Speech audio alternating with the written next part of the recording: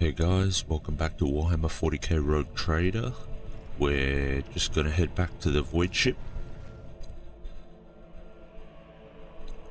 Hope you've been enjoying the videos so far and watching the story and the gameplay. It's been fun for me as someone who's really enjoyed the universe since I was a teenager. Couldn't afford to buy miniatures and stuff, but I did enjoy reading everything about the tabletop game. Lord Captain, Lady Navigator, welcome aboard. The Sanctum Navis has been prepared for the communion ritual, but if the Lady Navigator wishes to rest in her quarters first... Okay, we've already seen that. Your heart starts beating furiously, your breaths come short and choppy, and your fingertips tingle unpleasantly. You notice that Vigdis is shivering slightly and the crew are glancing around in puzzlement, searching for the source of this sudden wave of unease. Presumably that's Cassia. Without even looking at the Voxmaster, Cassia waves her away. First, I wish to speak with the rogue trader. Leave us. Oh, of course. When you are ready for the ritual, please let me know.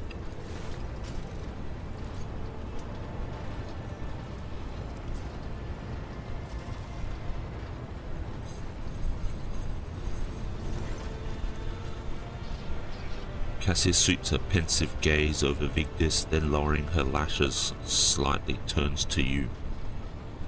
What did you wish to speak about?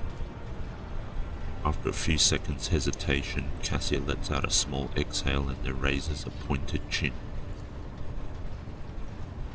I have not yet thanked you for saving me on the station. My thoughts were clouded with so much mournful ash when Theobald's heart stopped, but you acted honourably and did not exploit me in my wretched position, and for that I am immeasurably grateful. I am also deeply grateful that you saved my servants, especially my valet.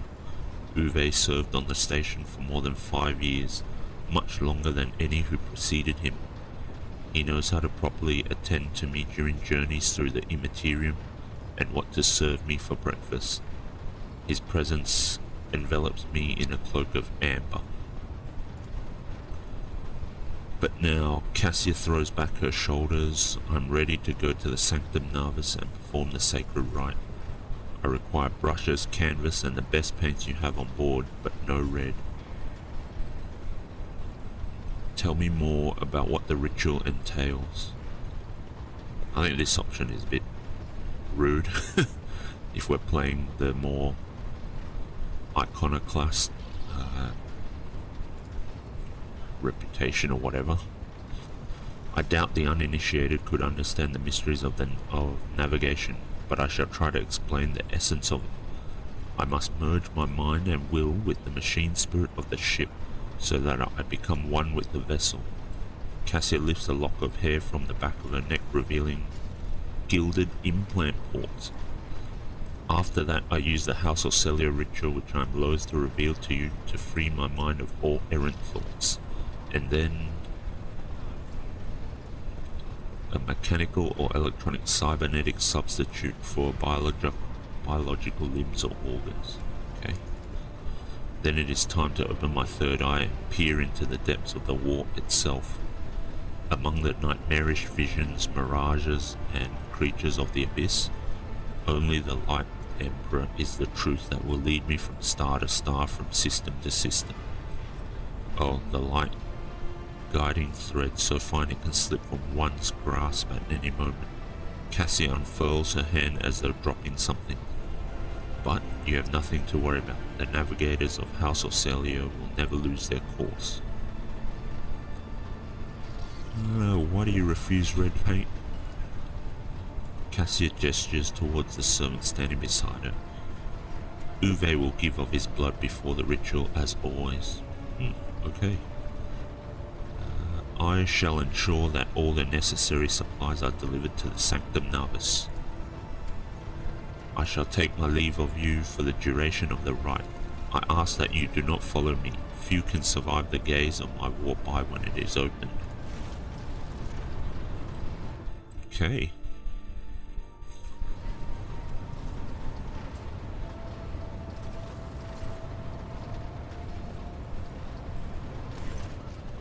Lord Captain, I will oversee the open channel between the Lady Navigator and the bridge, and may the Emperor's light help us all.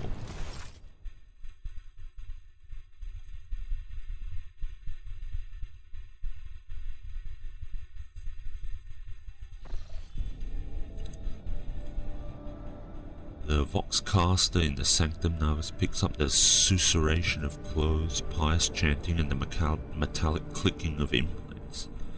Then the serene voice of the Lady Navigator breaks the silence, initiating communion ritual. Come here, Uwe. The exultant ring of metal freed from its scabbard, the low sob of the servant, the rhythmic drip of liquid on canvas, the faint whisper of the brush. Go, footsteps hurrying away. I see violet vortexes lashing an ocean with a million flails, and umber shadows spinning over the surface in a fiery dance.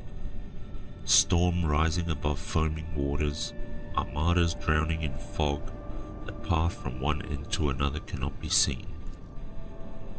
And here beyond the wall of glass, a daughter forsaken by her father yearns for her brother, and the sun's pale disk goes in tireless pursuit of her, no, of me. Its frozen rays lie that spring is here, the light is deadened, the ruler is gone. The Voxmaster recoils at Cassia's words and accidentally snaps one of the cogitator levers. The panel beneath her fingers emits sparks and the Voxcaster falls silent. She quickly flips a series of switches and bows guiltily. My abject apologies for cutting off the broadcast, Lord Captain. I've never heard the warp speaking through a navigator before. The connection is restored now. It will not happen again.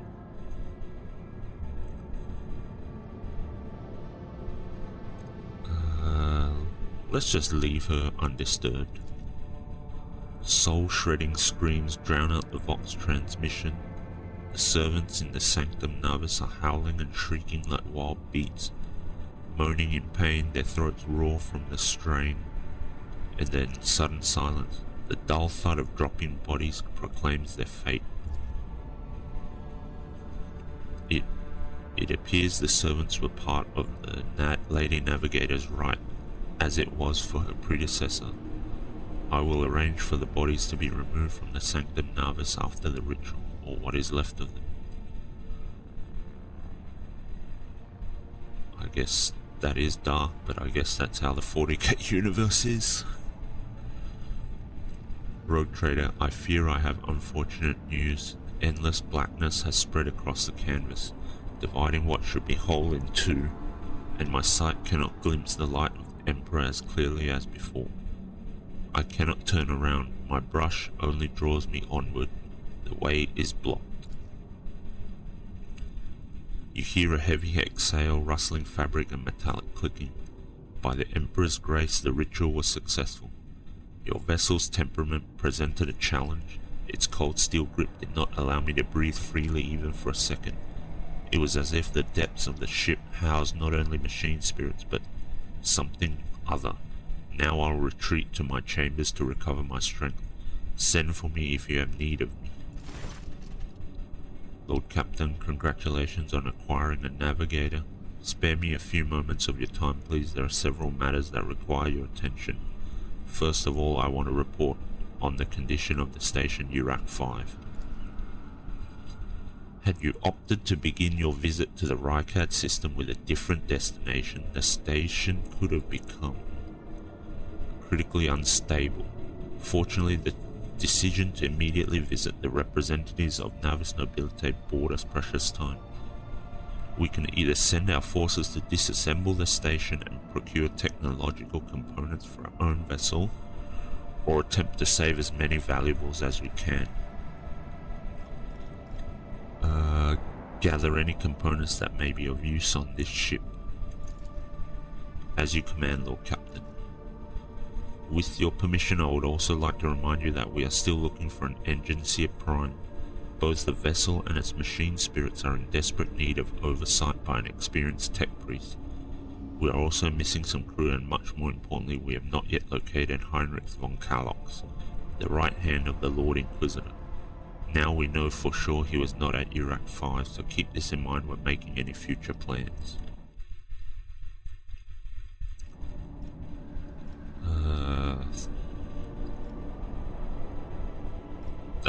The first option seems a bit unnecessary, so let's just go, thank you Vigdis, this will be all for now.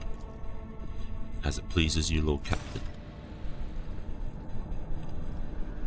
Okay, so now it's time to leave the station. Okay, safe here, let's go to the bridge. Have a little bit more chatting to do. Vigdis. When you approach, Vigdis pulls away from fine-tuning another Vox and bows her head. Lord Captain, the ship informed me of our imminent meeting. Have the Vox spirits brought you anything interesting lately? Forgive me, Lord Captain, I have no information that would be of interest to you at this moment, okay? Is Cassia down here? Yes, she is. Can we talk to Uwe? Okay. Words cannot describe how boring the bridge is without our stimulating conversations. Tell me about yourself. I am a part of House Orselio, an ancient dynasty of the Navis nobility. Since time immemorial, our family has served to advance knowledge, pushing at the boundaries of the dark unknown. The Starway Atlas contains 2,843 routes that chart the sectors of the Segmentum Obscurus and reach all the way from the Coronis Expanse to Holy Terra. And uniting the Imperium's thousands of worlds. House Orselio is bound by commercial pacts to houses Galeatis, Ortina, Drotus, and... There is a dark blue knot tightening on your neck, Lord Captain. I can see my reply is not satisfying your thirst for knowledge. What is it you desire to hear exactly? You have my permission, Lord Captain. So you've never lived anywhere other than Iraq 5? Hardly. According to the chronicles of the house, I was born on one of the Orselio worlds. Oh, what was it? Please forgive me, Lord Captain. My childhood memories are too vague. Sometimes I dream about the colorful birds that built their nests in the garden, or the servants dressed in purple livery, or the blue fog that rolled over the lowlands behind the palace. But everything is covered in a rosy haze. Perhaps it is my imagination, not my memory, that is painting these pictures. Tell me about your life on the station. My stay on the station was wholly dedicated to preparing me for my future duty. Astromancy, astrography, numerology, the histories of my house and the Imperium, as well as other disciplines. For many years, dozens of instructors tirelessly prepared me for my destiny. And once a year, Great Regent Alronto would come to the station. He would entrust his beautiful vessel to my command, so that I could master the practical aspects of our art as well. Did you have friends, someone you could turn to for a simple conversation, not a discussion or of yet another lecture? The Regent gave me a bird from a sunlit planet once. I tried to befriend it and make it sing, but for some reason, it refused, and died soon after. The instructors were too respectful of my duty to my house to waste precious time on idle chatter. Aside from them, there were only servants on the station. And you know they have their vocal cords removed, so they cannot break their vow of silence. Need a bit more information about this vow of silence thing, and the vocal cord removal. And since the subject has been breached, Lord Captain, why do you not follow this honored tradition? Your decks are so garish. Apologies, I meant noisy. The rabble don't just chatter. Sometimes they shout and even sing. Why do you allow such a lack of restraint? Rogue traders are highborn, are they not? Let's go with, I guess, 3.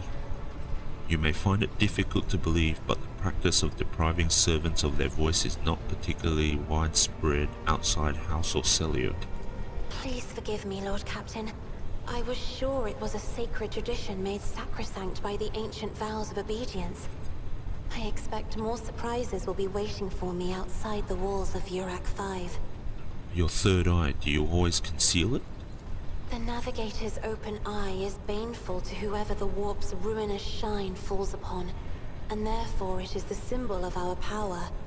We are the guiding stars of humanity.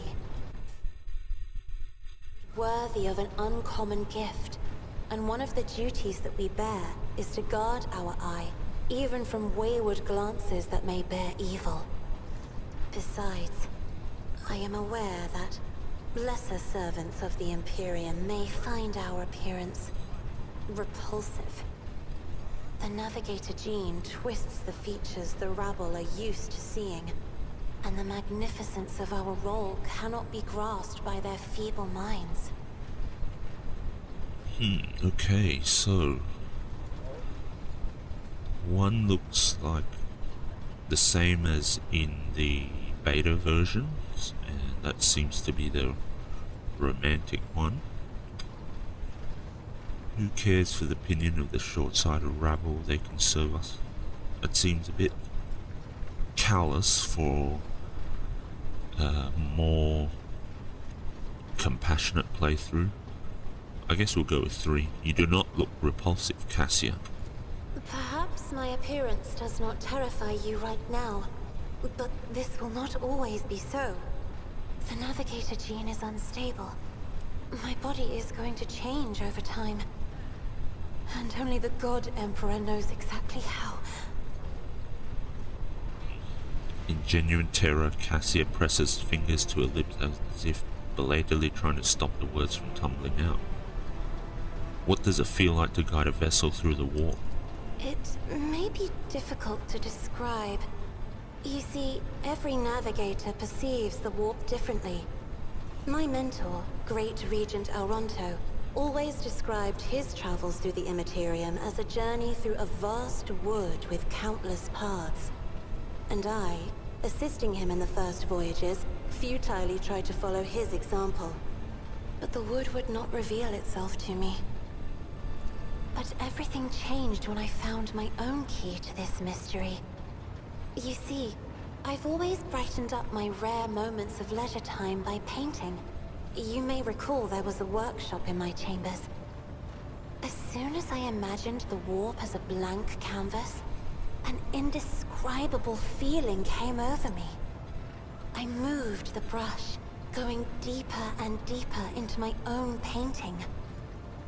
Visions were hidden within the vibrant colors of my palette, and something inside me knew which should be brought out and which should be left behind.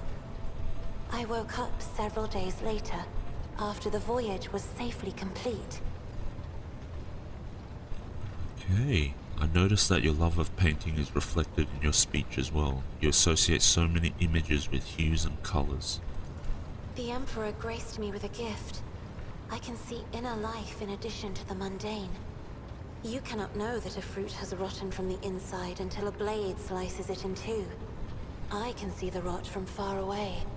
It roils like swamp mud, oozing through the bright peel. Anger and boredom, sadness and joy. Everything that people shut away inside themselves is revealed to me like colors on the canvas of my world.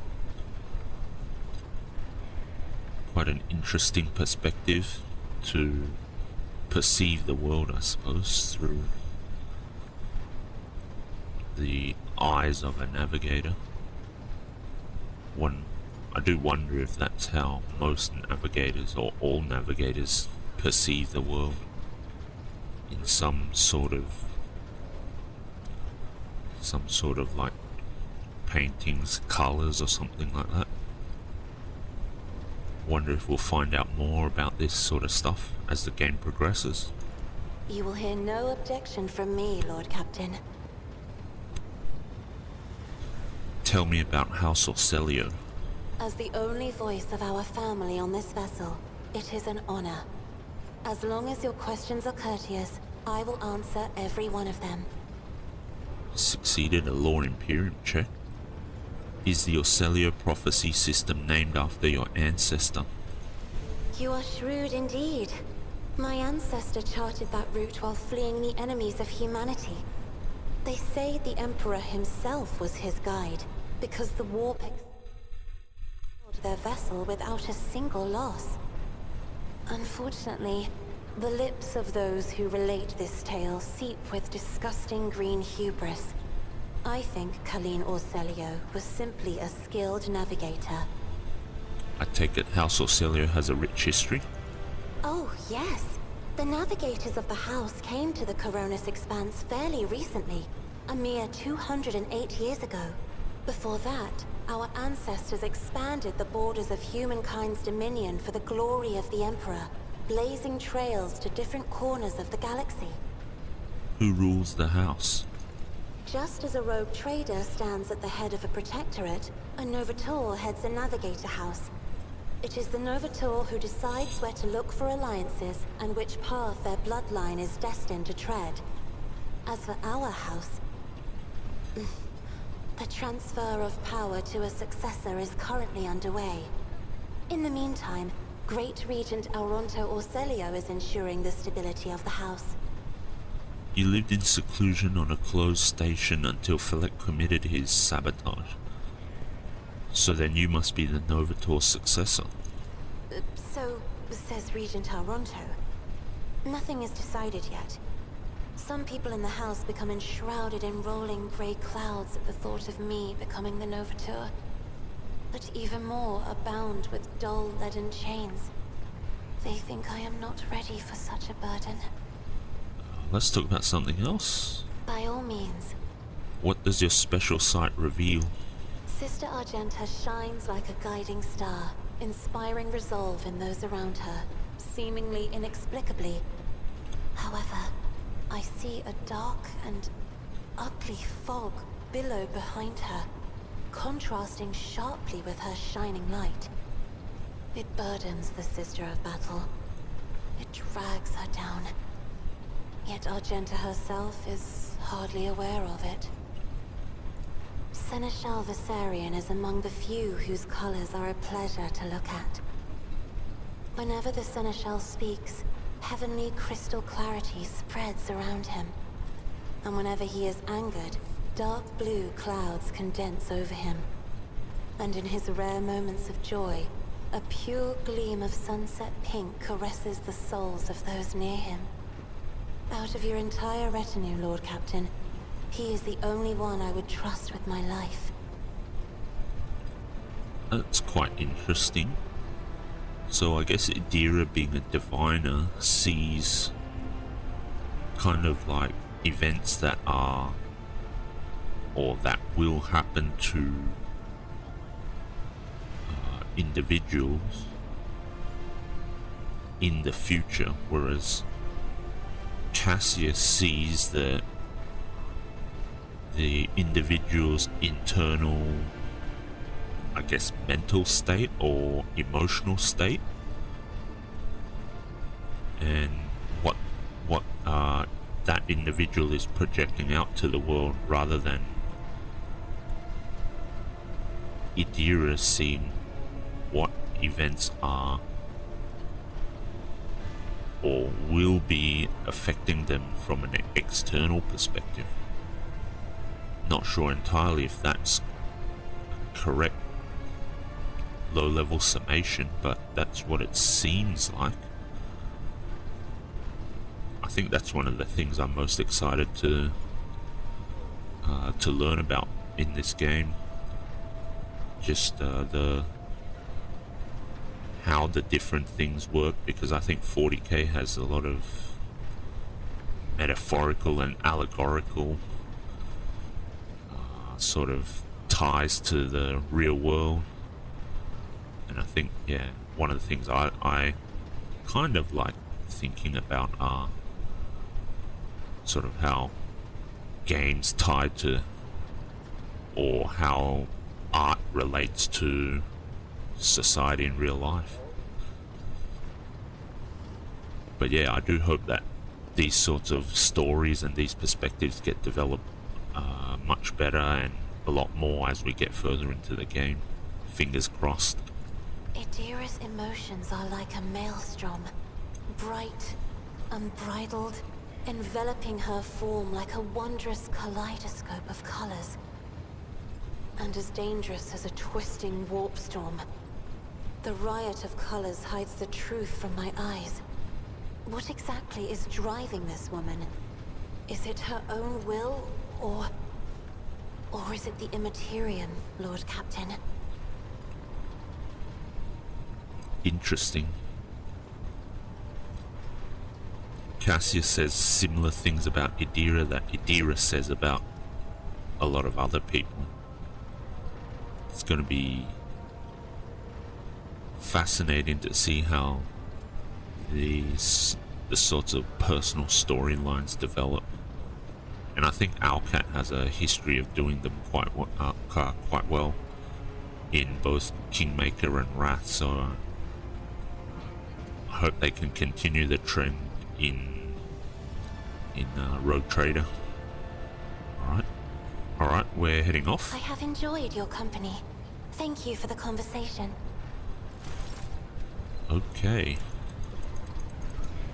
Let's quick save here since we've finished chatting.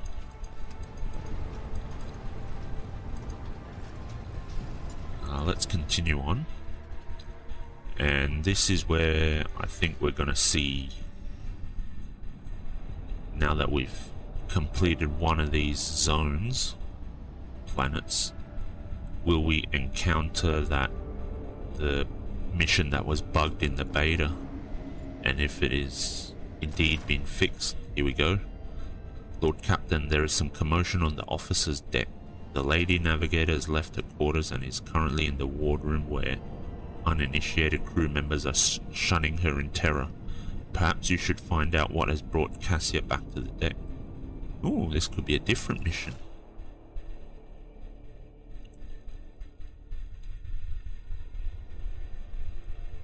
If I remember correctly, the beta, there was only that one Depot 4 Unrest side quest, but maybe we'll get more random events or whatever now that we're in the full release version.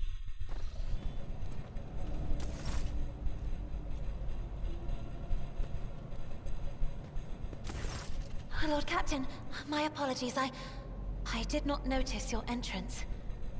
It pleases me to see you adjusting to life aboard the ship. Compared to Urak 5, your ship is a boundless world of unfamiliar hues. And yet, the abundance of bright colors can at times be wearisome on the eyes. The bridge and the decks are so clamorous. In my search for a place of quiet, I was fortunate to come upon this islet of serenity filled with rare tomes and practically devoid of color. The events that took place on Urak 5 must have shaken you greatly. Are you well? One should not underestimate the navigators of House Orselio, Lord Captain. Like a shawl of pale smoke, a faint malaise hangs upon my shoulders, but it will not be the slightest hindrance to my duty to humanity, and my duty to you. Cassia's response is reserved and pointedly decorous, clearly intended to create a distance between you. Interesting. I wonder if these are somehow ordered in some way for romance, friendship, and then pushing them away or something like that. Not sure, but that doesn't seem to be the case here. And I don't know if that's in reference to not wanting a relationship or not. Your only attendant is your valet from Urak 5. Do my servants not measure up to your standards? No, no. It is not that at all, Lord Captain. It is just that Uwe is quite capable of carrying out his duties by himself. He is well accustomed to my whims and preferences. Okay, perception test succeeded. On herself. That's quite interesting and a bit weird that she succeeds on a perception check on herself, but I guess she would know herself, so if anyone was gonna perceive something about her, it would be herself. Cassia cringes ever so slightly, adjusts the adornment on her forehead, then awkwardly hides her clawed fingers in the folds of her clothes. The unnatural appearance of navigators often becomes a topic of gossip among lowly servants and officers alike. It is unsurprising then that Cassia prefers the company of one who is used to how she looks. Yeah, I think that's fair enough. And I think that's a natural response to her appearance and situation.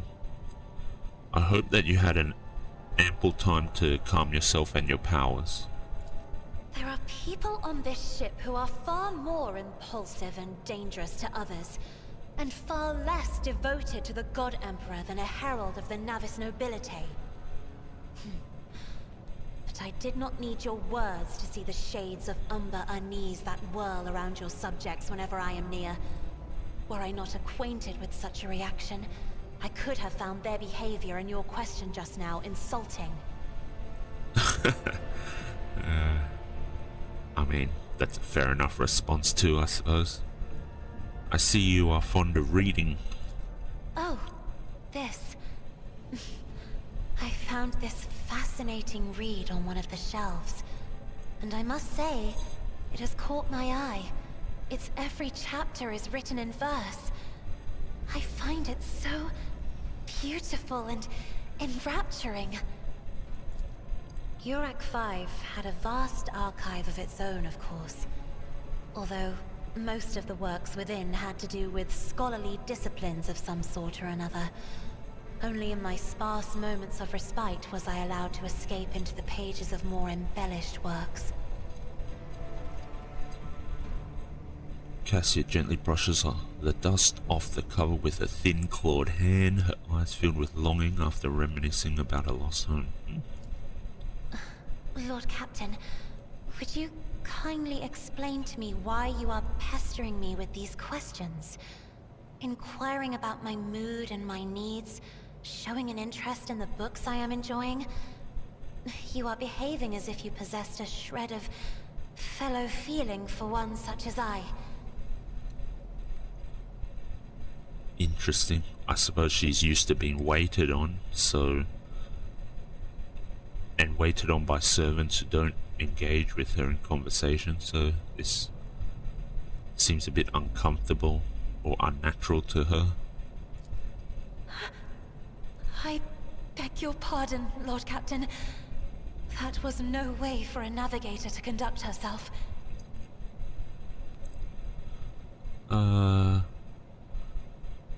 You have nothing to apologize for. Human emotions are natural, be they good or bad, and it is just as natural to share them with others. It is indeed difficult for me.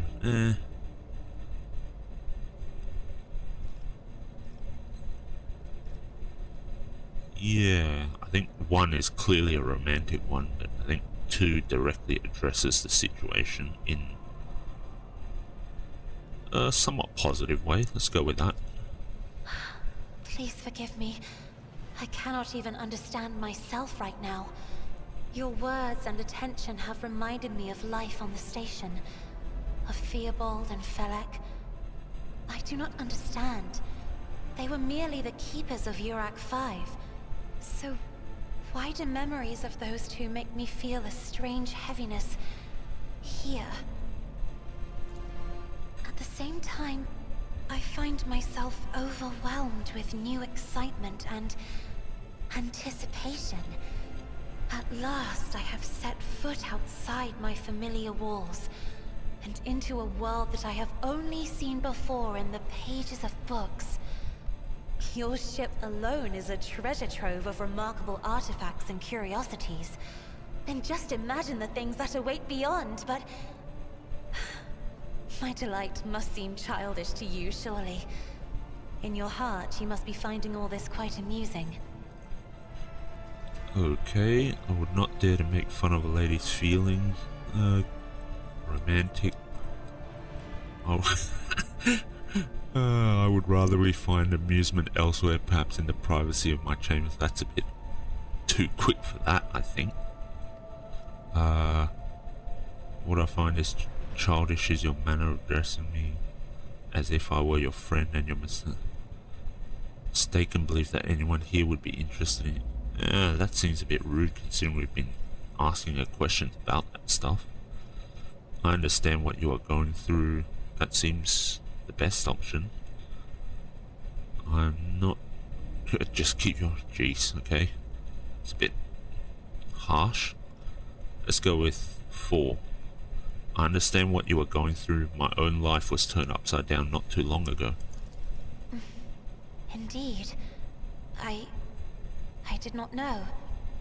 That is to say, I could not have known, as it is the first time we are speaking in a circumstance so... private. My word, when I found this place, it was so full of officers. Why did they all leave? Okay, clear romantic, clear physical. Do not tolerate idlers on this ship, okay? Perhaps my people did not wish to disturb you. Or because my presence offends them. Then I must take my leave as well. I am due to inspect the Sanctum Navis after the communion ritual and prepare the chamber for the upcoming warp jump. Thank you for your company. Interesting.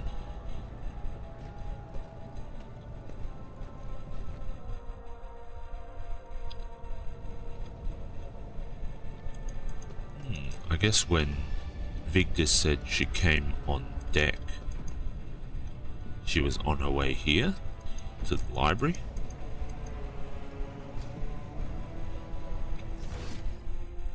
Okay. Let's explore this place for a bit actually, since we're here. Is there actually anything we can interact with? Can we can't even move past this door. Okay, fair enough. I guess a lot of these zones that were in the prologue are kind of blocked off unless there's a specific conversation like we just had with Cassia, or they'll open up later on as we get further into the game. Quite interesting and different to how most games are done. Is there something going on here? Nope. Okay, that goes to the quarters. We might visit the quarters later on. Let's save it after that conversation. Let's continue on, see if we trigger that the formerly bugged quest, side quest. Let's go to the void ship. Here we are. I think this is the one. Lord Captain, sorry to disturb you. Vigdis pauses as if listening to something. It's pandemonium outside the bridge gate. One of the officers seems to be demanding an audience with you in person. I think I hear Master Viserian's voice. In any case, I wanted to warn you in advance. Alright, so we've got 2 of these ship interactions so far already after completing one zone. Obviously, you need to complete URAC 5 to get this interaction with Cassia. But we also trigger this unrest one now, so hopefully it's not bugged anymore. Looks like it's not. That's cool.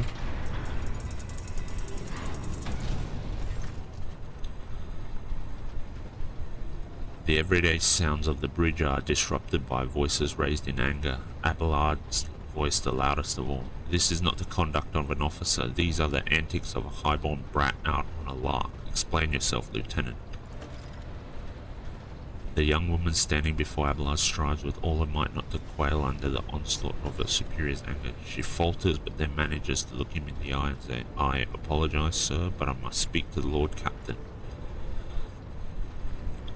Very well, Lieutenant. You may address the Lord Captain, not least because I see you have already seen fit to disturb him. Your unauthorized appearance on the bridge and display of belligerence toward a high-ranking officer will be logged on your personal file without delay.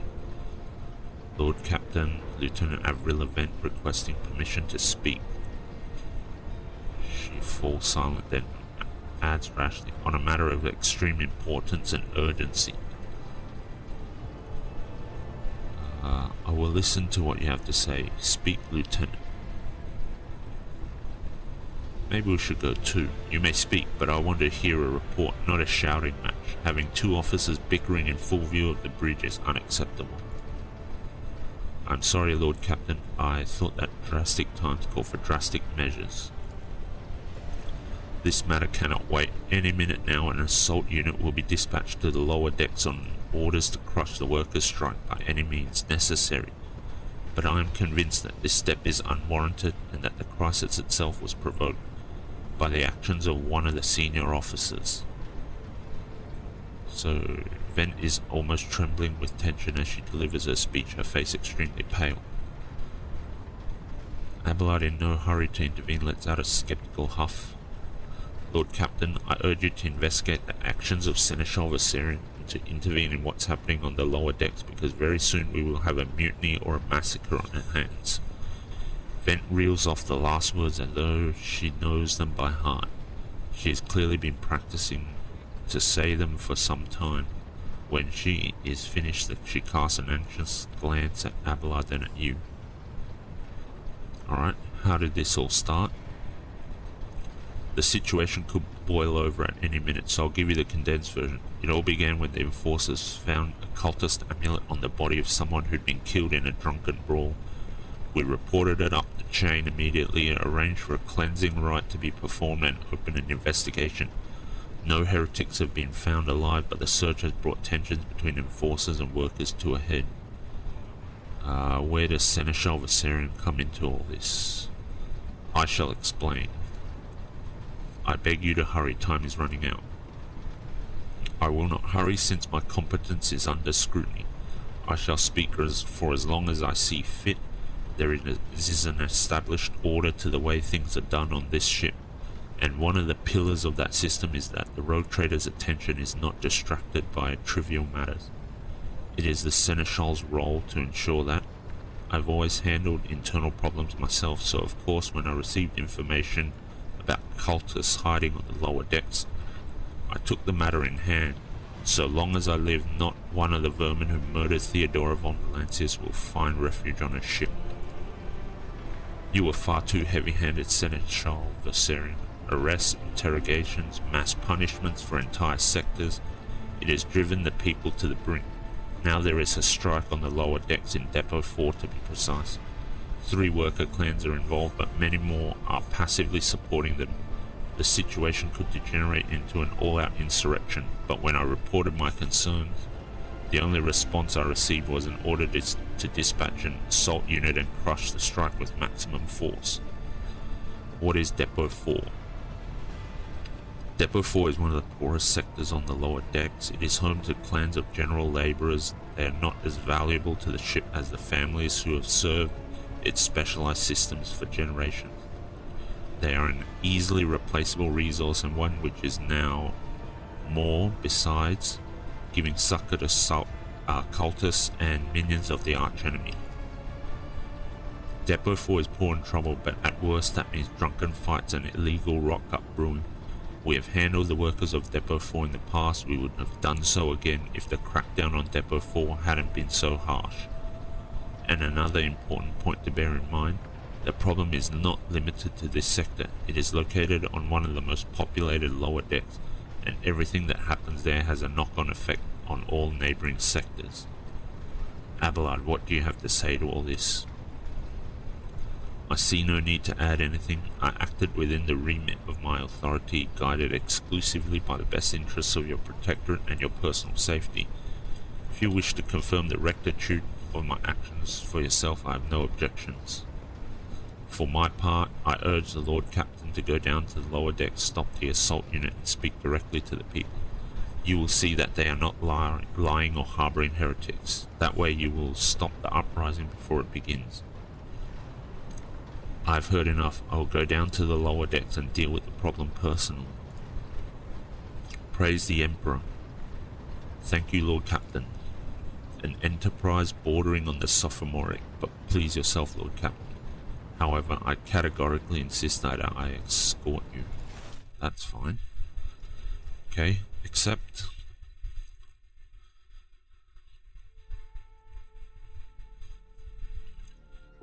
Since we are adopting the iconoclast reputation, we will try and be more benevolent. His light.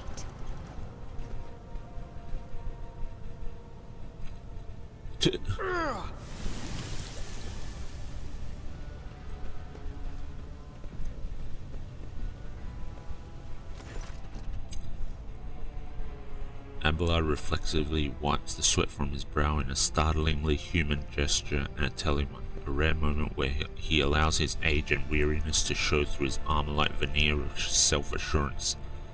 The lower decks are a source of endless problems.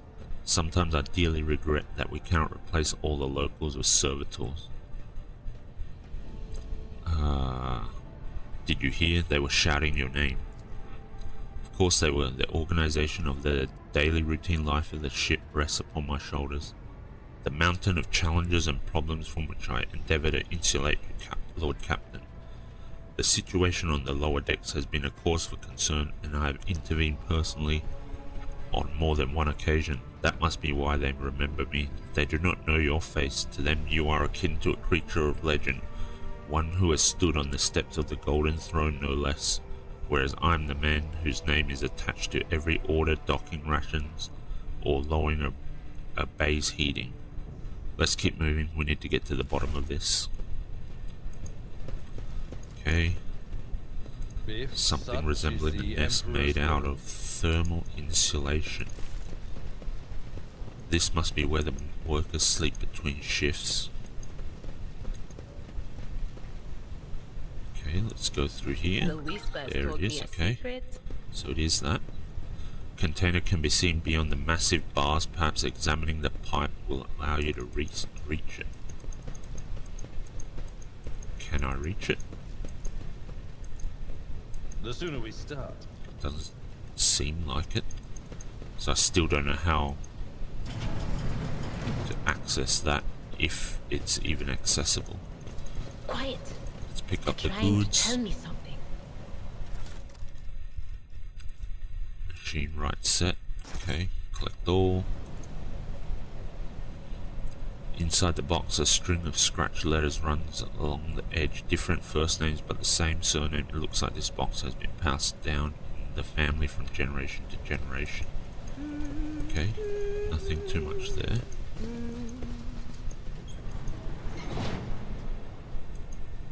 Didn't mean to close it. Okay.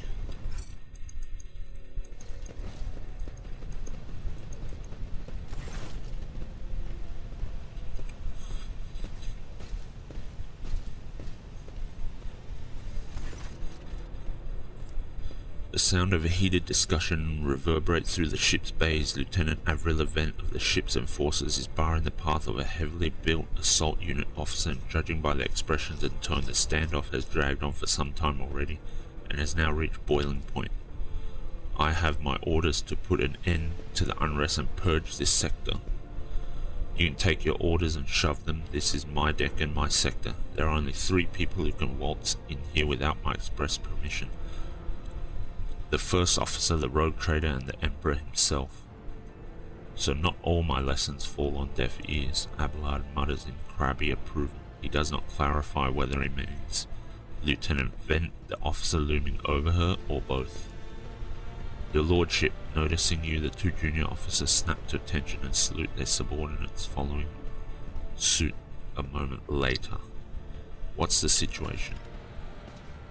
Your lordship, my people have locked down the bay where the strikers are, including their leaders. We have the situation under control as far as resources allow. I want to speak to the strikers. Abelard's mouth twists, but he restrains himself and says nothing. Right you are, Lord Captain. Allow me to wish you good luck. Hope gleams in Lieutenant Vent's eyes. Alright. Let's finish this.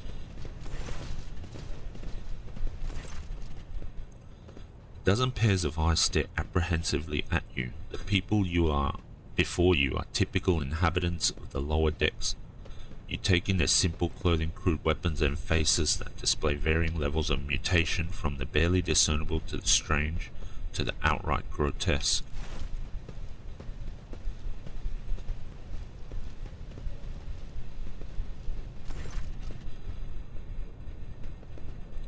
A whisper passes through the crowd, and you detect a mixture of fear, astonishment, and joy in their reactions. Finally, three people break away from the crowd. An elderly woman and two men. These must be the leaders. They bow clumsily before you. Lord Captain, you have come down to us. Tell me what is troubling you. Why are you striking? Striking? That's news to us, your lordship. All we're doing is asking questions, saying what we think. Shut up, Rivet. Here's the deal, your lordship. Your damned enforcers are all over us down here. They say they're looking for cultists. One wrong word and they're reaching for their batons. If they want to punish someone, they turn off the heating to whole bays for a week at a time, so we get sick and freeze. In my clan, 2 little ones died from inflammation in their lungs, all because of these enforcers. The old woman spits on the floor and rubs at the spittle with the toe of her worn-out shoe. Argenta does not interrupt the workers, but you see the sadness well in her eyes. When the children's deaths are mentioned, she quietly whispers a requiem prayer and makes a sign over herself. It's all true. Vent is the only enforcer officer who stood up for us. It's clear as day who had a mother from the lower decks and who grew up amidships and has no fellow feeling toward us.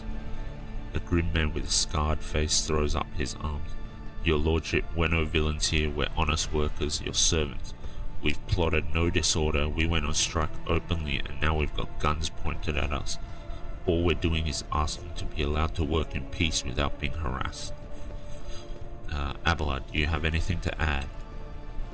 I authorize the use of all necessary measures to locate Chaos worshippers hiding in this sector. The specific steps taken by the officers were not reported to me. Abelard frowns, clearly disgruntled at having to explain himself in the workers present. Nevertheless, I am certain that their actions were justified. Cultists are no drunken stevedores. They are the enemy and a threat to the ship. Neutralizing them demands decisive action. What changes do you want? Would you look at this? The exalted captain himself is asking us bilge rats what we want. Well, here's what. We want you to rein in your damned enforcers, to quit turning off the heat, and to stop battering everything that moves. No, that's not it. We want the enforcers gone from here, and we want to be armed. Give us arms and we'll govern ourselves. We'll defend ourselves if these cultists do show their face. I've been leader of my clan for 20 years now. Getting rid of these club-wielding thugs can only improve things around here. You've gone too far, old man. They'll never let the maggots on the lower decks live without enforcers breathing down their necks. They probably even insist on enforcers on the upper decks too. As for weapons, what do we need them for? Before the first day's out, we'll have someone shooting their neighbor out of stupidity or drunkenness. We don't need that. If the enforcers stop hassling us, that'll be enough. In return, we'll find the scavengers who robbed the cultist bodies and we'll talk to them. one lower decker to another. If there are any more of those damn amulets about, we'll hand them over to the enforcers ourselves. You speak for yourself and your clan, and I'll speak for me and mine. I don't want empty gestures, I want real change. They'll promise us the world now, but as soon as the Anointed One turns his back, these brutes will be on us even harder than before, all because we dared to speak. The tall worker's eyes dart between the two arguing leaders. Every few seconds he opens his mouth as if planning to agree, but each time he falls silent, simply making a few vague noises of approval. Thoughts, Abelard? None. Fine, I'll give you coercion. Spreading anarchy on the ship is the first step toward embracing chaos. Putting weapons into untrained hands would be even worse. What's more, the enforcers are needed to maintain oversight and order. Withdraw those demands and we will consider the rest. Coercion? 80%. Rivet. Tall worker they call Rivet shrugs and casts a sidelong look at the old woman. Old Nan, listen, the Lord Captain himself has come down to us and is offering concession. And I don't know a single person in the whole of Depot 4 who's ever stood next to the rogue trader, let alone talk to them. Back down, now is no time for you to be a stubborn old crone. 28 experience? Listen to us, Old Nan, the 3 clans of Depot 4 ought to act as one. We've made our minds up. It's your turn to decide. Don't ask them to disband the enforcers or give us weapons. We don't need any of that. The old woman hisses in dissatisfaction. You two are ganging up on me, is that it? So brave you are against an old woman, but I'll shut up. I will indeed. I won't go against the 2 clan leaders on my own. If you want to make peace with the enforcers, make your peace. That's great. Just fantastic. Lord Captain, we're all agreed. Then it's decided.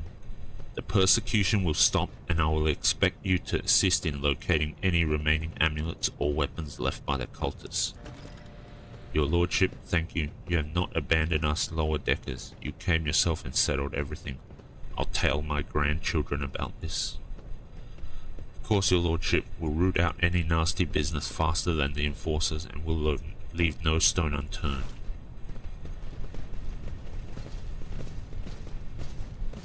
It's going to be interesting to see how this plays out. I suspect this is just the start, because it sounds like Old Nan is not as convinced as the other 2 guys, Stager and Rivet, I think their names were. Success, 35, nice. Onward. Okay, this page is where... Okay, that's the... multi-key, collect all. Light of terror. But yeah, it definitely doesn't sound like Old Nan is going to give up that easily, or is content with the current situation. Let's save here. I don't know what fiddling with the valve will do. Nothing is happening. Perhaps turning a different valve will work. Ooh, okay. Whatever you wish.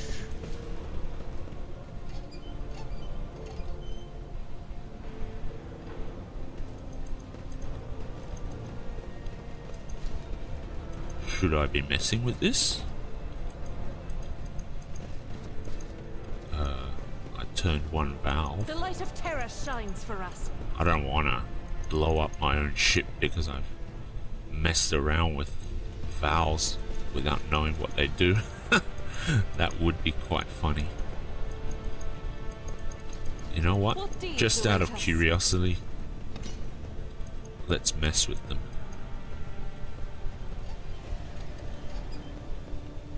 Okay, did this work?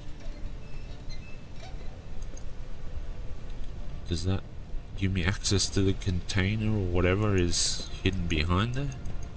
Doesn't look like it. Crafted patella augment is not fit for a servitor. Nothing is happening.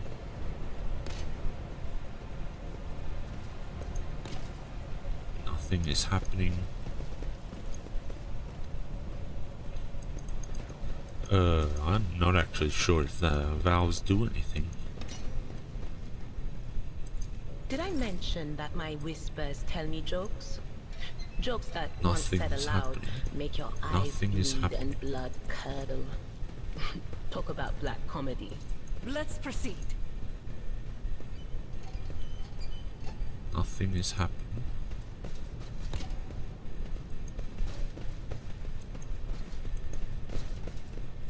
Okay. Huge pipes, yep. Okay. That looked like it started venting some steam. So shall it be.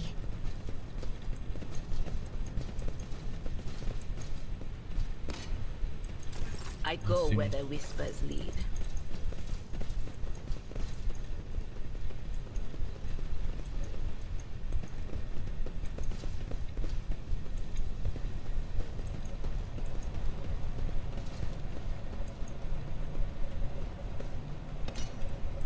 I'll warn you if I hear anything. Guess not. This gauge shows that the steam pressure is piped close to them, however, it does not reach the bars at the other end. Okay, I guess. I don't know what's going on there then.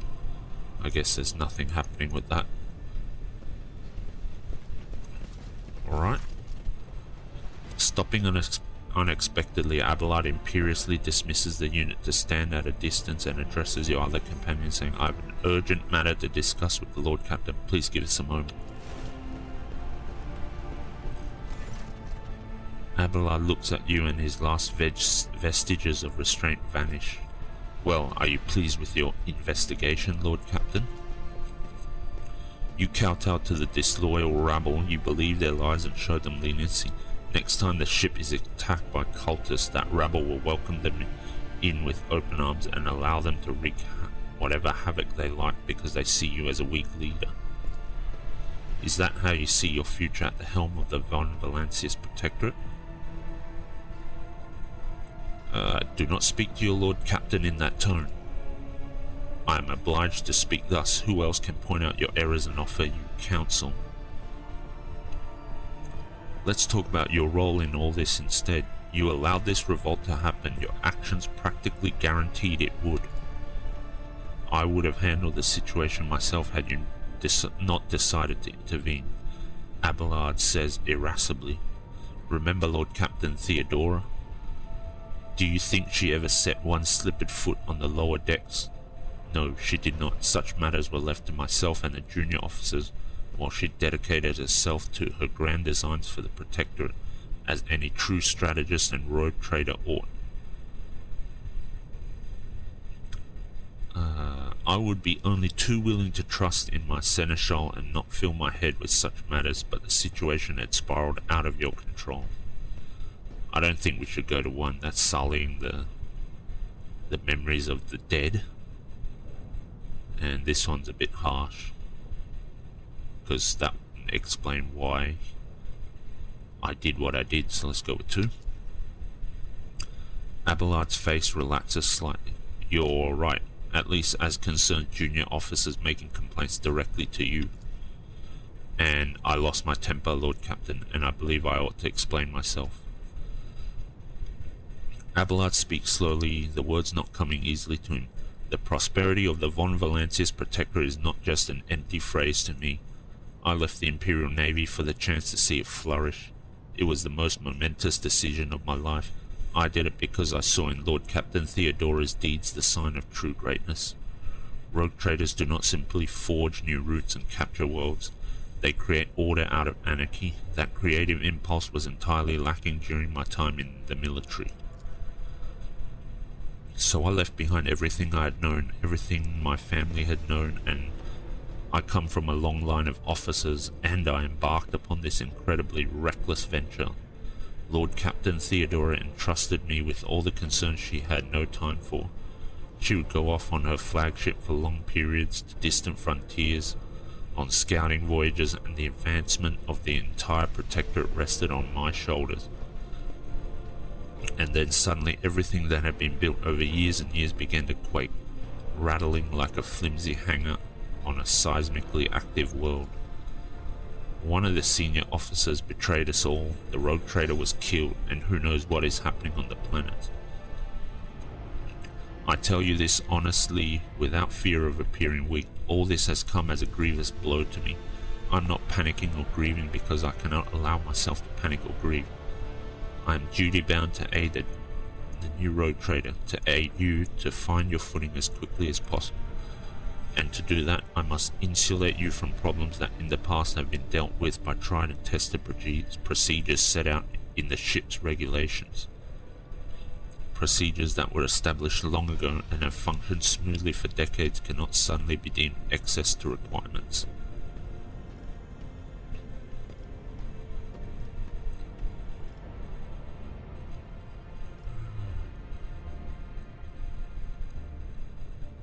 Okay. Okay. I think 2 is the best option still for the playthrough I want. So, I understand, but you need to learn how to respect me as your Lord Captain and Rogue Trader. Accept it and start living in the new world, a world where Theodora is gone and where you and I have new decisions to make. Abelard solemnly inclines his head. Yes, Lord Captain. After a moment's silence, he adds, looking at you with interest. Your resolve is admirable and demonstrates strong leadership. I shall remember this moment should my old habits ever begin to creep back in. And now, please let us leave the lower decks. If the road trader desires to stretch his legs, there are far more suitable places. Okay, well, that's finally done. Okay. There's lots of level ups to deal with. So, let's go back to the void ship. I do wonder what Abelard meant at the end where he will remember this moment. Is he going to sort of disobey orders if he believes the order is wrong, or is he going to remember that my leadership style is different to Theodora's, and that he will acquiesce to how I personally want to deal things rather than continue in the manner that he did under Lady Theodora's leadership. But in any case, I think this is a good place to stop. This episode was mostly talking, getting to know Cassia. I do think it's quite interesting that Cassia seems to, at least for now, seems to have full voice acting, whereas Abelard didn't really seem to have any voice acting. So I'm curious to see how Owlcat have decided to deal with voice acting and who to voice act, how much to voice act, and who not to voice act. So that's going to be interesting moving forward. And I think in the next episode we'll do the level ups and then continue on. This episode was more of a story and a dialogue progression episode, but hope you still enjoyed it. Thanks for tuning in, and I'll see you in the next video.